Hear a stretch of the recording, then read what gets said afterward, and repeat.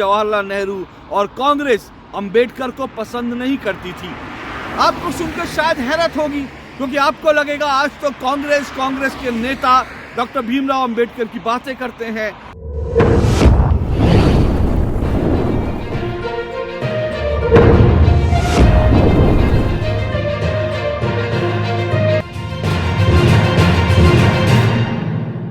अगर आप आजाद भारत के इतिहास से परिचित हैं तो आपको इस बात की जानकारी जरूर होगी कि भारत के पहले प्रधानमंत्री पंडित जवाहरलाल नेहरू और संविधान के निर्माता डॉक्टर भीमराव अंबेडकर के बीच 36 का आंकड़ा था।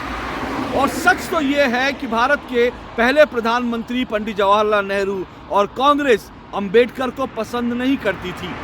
आपको सुनकर शायद हैरत होगी, क्योंकि आपको लगेगा आज तो कांग्रेस के नेता डॉक्टर भीमराव अंबेडकर की बातें करते हैं। जगह जगह पर कांग्रेस की सभाओं में, कांग्रेस के पोस्टरों में भीमराव अंबेडकर के पोस्टर लगे होते हैं, तस्वीरें लगी होती हैं। तो आपको ये सुनकर थोड़ी हैरानी तो जरूर होगी, लेकिन जैसा मैंने कहा, अगर आप आजाद भारत का इतिहास जानते हैं तो आपको ये पता होगा कि कांग्रेस और पंडित जवाहरलाल नेहरू डॉक्टर भीमराव अंबेडकर को पसंद नहीं करते थे। और इसका सबसे बड़ा प्रमाण ये है कि डॉक्टर भीमराव अंबेडकर को आज़ादी के बाद जो लोकसभा के चुनाव हुए, उन चुनावों में एक बार नहीं बल्कि 2 बार कांग्रेस ने उनको चुनाव हरवाया था। सोचिए, डॉक्टर भीमराव अंबेडकर को कांग्रेस ने 1 नहीं 2 बार चुनाव हरवाया था। और सिर्फ ऐसा नहीं है कि कांग्रेस ने, क्योंकि डॉक्टर भीमराव अंबेडकर अलग पार्टी से थे, तो कांग्रेस ने उनके खिलाफ अपना उम्मीदवार दे दिया हो। सिर्फ इतना भर नहीं है, बल्कि डॉक्टर भीमराव अंबेडकर को चुनाव हराने के लिए 1 नहीं बल्कि 2 बार पंडित जवाहरलाल नेहरू ने उनके खिलाफ जाकर चुनाव सभाएं की थी।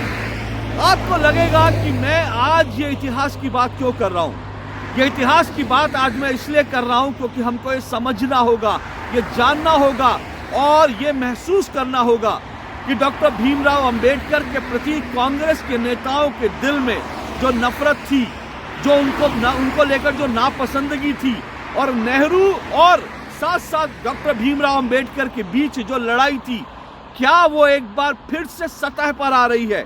ऐसा मैं इसलिए कह रहा हूं क्योंकि कांग्रेस के नेता, कांग्रेस के बड़े कद्दावर नेता, और ये जो कह सकते हैं कि विदेशों में जो कांग्रेस है, ये जो कांग्रेस जो भारत के बाहर जो दुनिया भर के देशों में कांग्रेस के जो तमाम एक्टिविटी हैं, उन सब के जो अध्यक्ष हैं वो सैम पित्रोदा है। और सैम पित्रोदा ने जो एक ट्वीट किया है वो इसी बात को बताता है और पुराने इतिहास को एक बार फिर याद दिलाता है।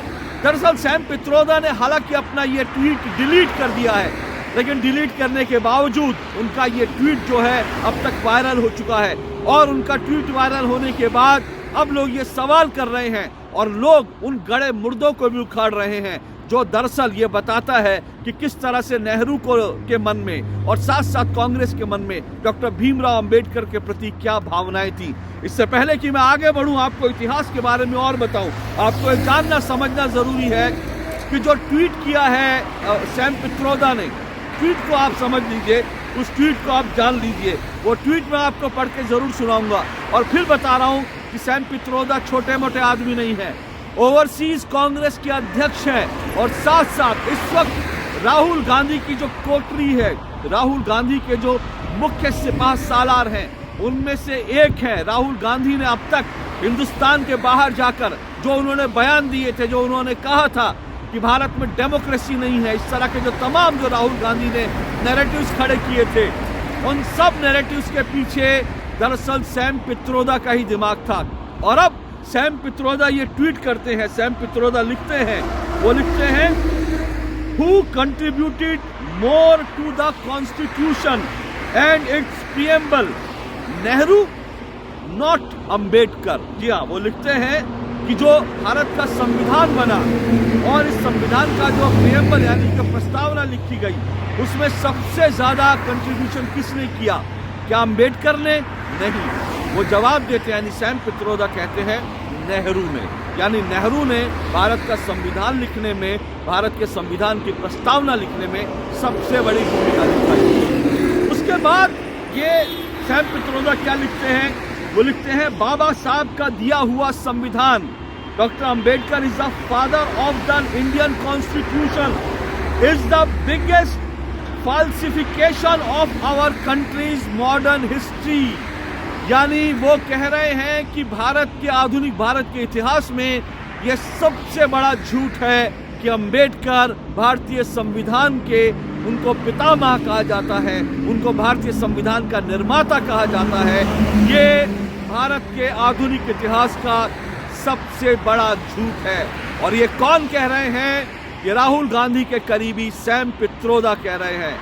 हालांकि दबाव में आने के बाद इस ट्वीट को अब सैम पित्रोदा ने डिलीट कर दिया है, लेकिन सवाल ये उठता है कि डिलीट करने से अब भला क्या होगा? जो बात होनी थी वो हो चुकी है, तीर कमान से निकल चुका है। अब जैसा मैंने बताया कि दरअसल पंडित नेहरू वो पसंद नहीं करते थे डॉक्टर भीमराव अंबेडकर को। उसके सबसे बड़ा प्रमाण जो है लोकसभा चुनाव है। 1952 में डॉक्टर भीमराव अंबेडकर उत्तरी मुंबई से चुनाव लड़े और कांग्रेस ने उत्तरी मुंबई से डॉक्टर भीमराव अंबेडकर को हराने के लिए उन्हीं के एक सहयोगी को, यानी डॉक्टर भीमराव अंबेडकर के ही एक सहयोगी को उनके खिलाफ चुनाव में उतार दिया। इनका नाम है एनएस काजलोकर। एनएस काजलोकर को कांग्रेस ने भीमराव अंबेडकर के खिलाफ चुनाव में उतार दिया और नेहरू जी एक बार नहीं 2 बार डॉक्टर भीमराव अंबेडकर के खिलाफ चुनाव प्रचार करने गए। और अब सोचिए उस वक्त नेहरू का कद इतना बड़ा था। नेहरू जो है वो भारत के सबसे लोकप्रिय नेता थे और उस वक्त उनका किसी नेता के खिलाफ प्रचार करना वो क्या गुल खिला सकता था, सभी जानते थे। और हुआ यही, बल्कि इतिहासकार ये भी बताते हैं कि बाकायदा नेहरू जी ने इस बात की इच्छा खुद ही जताई थी कि वो जाना चाहते हैं और डॉक्टर भीमराव अंबेडकर के खिलाफ प्रचार करना चाहते हैं। और इसलिए उनका चुनाव जो कार्यक्रम था वो इस तरह से बनाया गया कि वो उत्तरी मुंबई में जाएं और फिर वहां पर डॉक्टर भीमराव अंबेडकर के खिलाफ चुनाव प्रचार करें। ये पहला वाकया है। और उसके बाद 1954 में बंडारा में उपचुनाव हुआ और इस उपचुनाव में एक बार फिर से कांग्रेस ने उनके खिलाफ उम्मीदवार दे दिया डॉक्टर अंबेडकर के खिलाफ और डॉक्टर अंबेडकर दूसरी बार चुनाव हार गए। तो इस तरह से 2 बार चुनाव जो है हरवाने में बड़ी भूमिका निभाई। और इतना ही नहीं, बल्कि जो संविधान सभा के अंदर डॉक्टर भीमराव अंबेडकर पहुंचे, यानी संविधान सभा के अंदर हम अक्सर ये कहते हैं संविधान को बनाने में डॉक्टर भीमराव अंबेडकर के साथ साथ बहुत सारे लोग थे, इसमें कोई दो राय नहीं। संविधान सभा के जो तमाम सदस्य थे उनकी एक बड़ी भूमिका थी।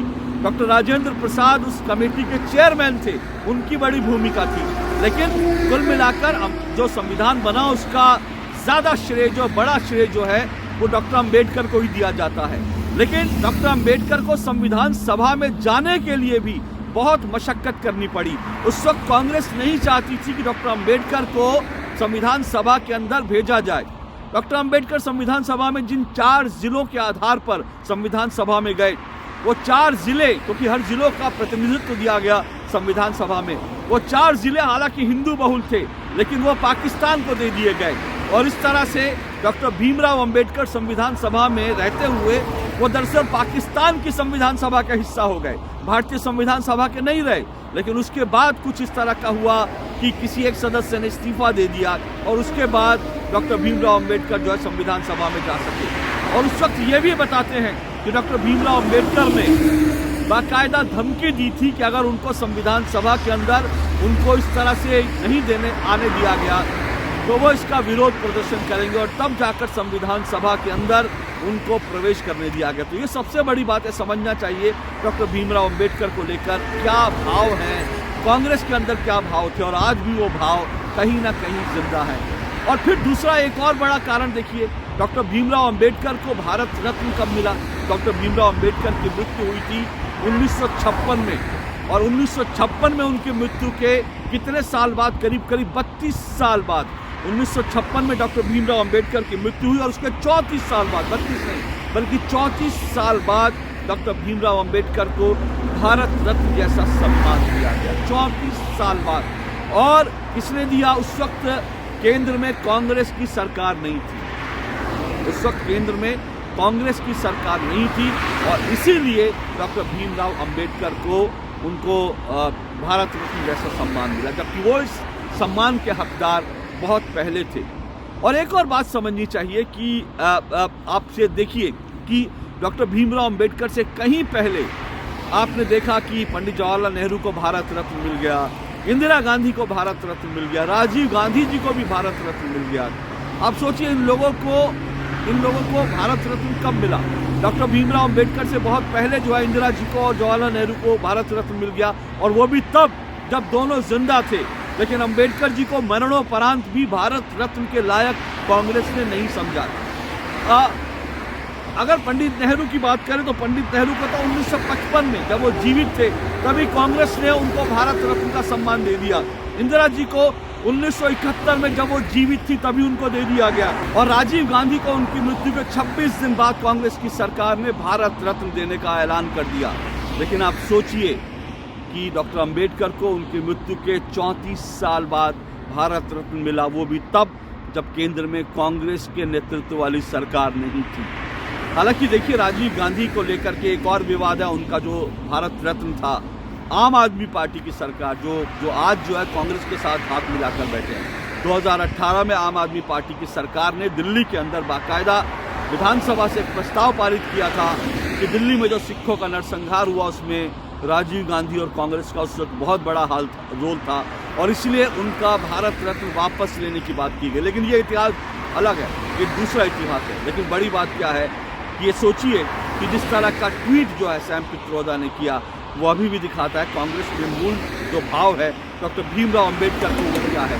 और दरअसल इसके पीछे एक बड़ा कारण क्या है? उसके पीछे एक बड़ा कारण ये है, कांग्रेस और राहुल गांधी आजकल जिन लोगों के सानिध्य में है, वो मुझे लगता है, मेरा अपना राजनीतिक विश्लेषण है कि वो कांग्रेस को डुबा देने पर आमादा है। चाहे वो राम मंदिर को लेकर जो कुछ हुआ है, हिंदुत्व को लेकर, सनातन को लेकर जो कुछ हुआ हो, जिस तरह से कांग्रेस आजकल पूरी तरह से हिंदुत्व के खिलाफ जाकर के जिस तरह के बयानबाजी करती है कांग्रेस के नेता, और जिस तरह की कांग्रेस राजनीति कर रही है, उसमें जो लोग उसके पीछे हैं वो लोग उसको पूरी तरह से कांग्रेस को डुबा देने पर आमादा है। और इसी में एक नाम जो है वो सुधींद्र कुलकर्णी का है, क्योंकि ये सुधींद्र कुलकर्णी ने आज से करीब 7-8 साल पहले ही बाकायदा एक लेख लिखा था और लेखों की एक श्रृंखला लिखी थी। उस लेखों की श्रृंखला में सुधींद्र कुलकर्णी ने यही बात कही थी जो आज सैम पित्रोदा कह रहे हैं। सुधींद्र कुलकर्णी ने यह लिखा था कि नेहरू का रोल ज्यादा बड़ा था संविधान लिखने में बनस्पत डॉक्टर भीमराव अंबेडकर के, और आज वही बात सैम पित्रोदा कह रहे हैं। तो सुधींद्र कुलकर्णी आजकल राहुल गांधी के साथ उनकी यात्राओं में दिखते हैं और राहुल गांधी के साथ उनकी स्ट्रैटेजी बनाने में इन्वॉल्व रहते हैं, और जबकि ये वही सुधींद्र कुलकर्णी है जिन्होंने बीजेपी के बहुत बड़े कद्दावर नेता लाल कृष्ण आडवाणी का राजनीतिक करियर बर्बाद कर दिया था। क्योंकि लाल कृष्ण आडवाणी को जो जिन्ना की मजार पर ले जाने के पीछे जिस एक आदमी का दिमाग था, जिस एक आदमी की पूरी सोच थी, वो सुधींद्र कुलकर्णी थे, और जिन्होंने कभी लाल कृष्ण आडवाणी का करियर जो है चौपट कर दिया, वही सुधींद्र कुलकर्णी। ऐसा लगता है कि अब राहुल गांधी का और कांग्रेस का जो करियर है वो चौपट करने पर आमादा है, और उन्हीं से सीख लेकर सैम पित्रोदा ने ये ट्वीट कर दिया है जो अब कांग्रेस को आने वाले दिनों में बहुत भारी पड़ने वाला है। आज के लिए इतना ही, इजाजत दीजिए, नमस्कार।